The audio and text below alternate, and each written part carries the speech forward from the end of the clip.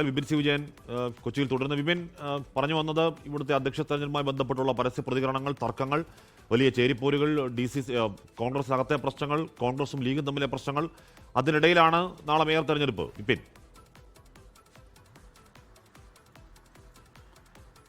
അതേ അശ്മിയ, ഒരു വലിയ വിജയം നേടിയിട്ടും മേയർ തിരഞ്ഞെടുക്കുന്നതിൽ അല്ലെങ്കിൽ നഗരസഭാ അധ്യക്ഷരെയൊക്കെ തിരഞ്ഞെടുക്കുന്ന കാര്യത്തിൽ ഇപ്പോഴും ആ ഒരു ഗ്രൂപ്പ് പോരെ ഉണ്ട്. അതുകൊണ്ട് തന്നെ അതിൻ്റെ ഒരു നിറം മങ്ങുന്ന കാഴ്ചയാണ് പിന്നീട് എറണാകുളത്ത് കാണാൻ കഴിയുന്നത് എന്നുള്ളതാണ് നമ്മൾ പറഞ്ഞു വന്നത്. ദീപ്തി മേരി വർഗീസ് AICCക്ക് അടക്കം പരാതി നൽകിയതുമായി ബന്ധപ്പെട്ടിട്ടാണ്. അപ്പോൾ കോൺഗ്രസിനെ സംബന്ധിച്ച് ഇതിൽ മാനദണ്ഡങ്ങളൊന്നും പാലിക്കപ്പെട്ടില്ല എന്നുള്ള ഒരു പൊതുവികാരം ഉണ്ട്. കാരണം മേയർ തിരഞ്ഞെടുക്കുമ്പോൾ വേണ്ട ചില KPCCയുടെ നിർദ്ദേശങ്ങളൊന്നും പാലിക്കപ്പെട്ടില്ല എന്നുള്ളത് ഒരു വീഴ്ചയായി തന്നെ നേതാക്കന്മാർ പറയുന്നുണ്ട്.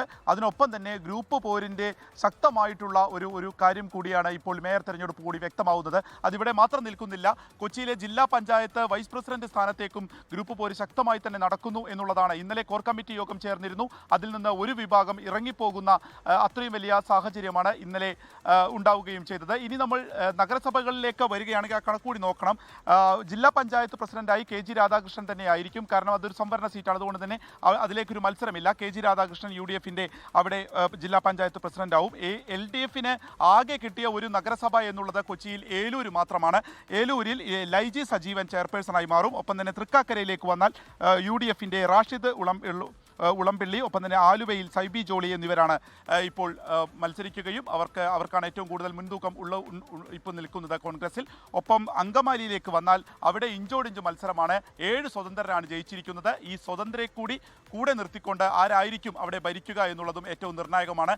ഇന്ന് വൈകിട്ട് കൂടി തന്നെ അങ്കമാലിയിലെ ഈ സ്വതന്ത്രർ ആർക്കൊപ്പം നിൽക്കും, UDFിനൊപ്പം നിൽക്കാനുള്ള ഒരു സാധ്യതയാണ് നിലവിൽ കാണുന്നത്. അങ്ങനെയാണെങ്കിൽ UDFിന് ഭരണം ലഭിക്കുകയും ചെയ്യും. ഇങ്ങനെയാണ് കൊച്ചിയിലെ ഒരു പൊതുചിത്രമുള്ളത്.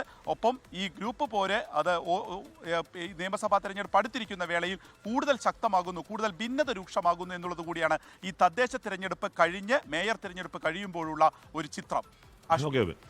ലോകത്തെവിടെയായാലും ഏത് സമയത്തും 24 വാർത്തകളും ഓഗ്മെന്റഡ് റിയാലിറ്റി പാക്കേജുകളും എക്സ്പ്ലെയിനറുകളും വിശദമായി കാണാൻ ഞങ്ങളുടെ YouTube ചാനൽ നിങ്ങൾക്ക് സബ്സ്ക്രൈബ് ചെയ്യാം.